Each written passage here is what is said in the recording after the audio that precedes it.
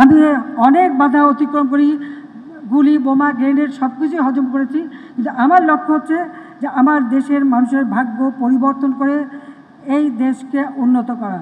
আমাদের জনশক্তি স্মার্ট জনশক্তি হবে, smart government, smart economy, smart society.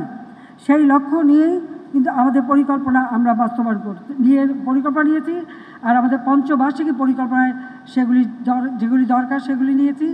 জাতিসংঘ ঘোষিত SDG 2030 সেগুলিও আমরা বাস্তবায়ন করে যাচ্ছি। আমি এখানেই থেমে থাকিনি।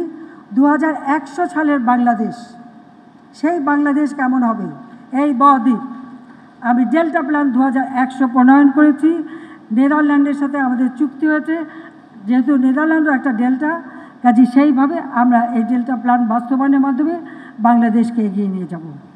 সেখানে উত্থান পতন চড়াই উতরাই থাকবেই, সেগুলি অতিক্রম করে করে আমাদের এগিয়ে যেতে হবে।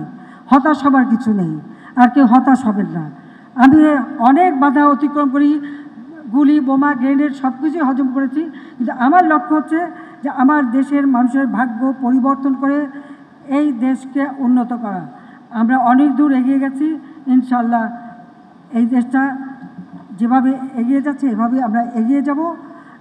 যত বাধাই আসুক, সে বাধা নয়, সব বাধা আমরা অতিক্রম করতে পারবো।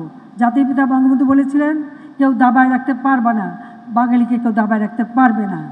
আমি অর্থনীতিবিদদের কাছে এটাই চাই যে দেশের মাটি মানুষ, তাদের কথা চিন্তা করে আপনাদের নীতিমালা প্ল্যান প্রোগ্রাম করবেন।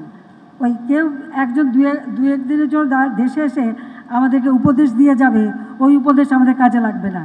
কাজে লাগবে নিজের চোখে দেখা এবং মানুষের জন্য করা, এটাই কাজে লাগবে।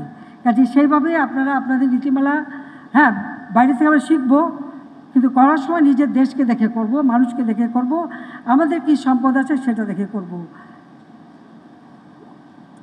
আপনারা জানেন যে স্বাধীনতার পরপর বিদেশি কিছু সাংবাদিক জাতির পিতাকে জিজ্ঞেস করেছিলেন, আপনি তো কোনো সম্পদ নাই, আপনি কী দিয়ে দেশ চালাবেন? বঙ্গবন্ধু একটা কথাই বলেছিলেন, আমার মাটি আছে, মানুষ আছে, এই সোনার মাটি আর মানুষ দিয়েই আমি আমার দেশ গড়ে তুলব। 3 বছর 7 মাসের মধ্যে, মাত্র 3 বছর 7 মাসের মধ্যে তিনি সেটা করেছিলেন।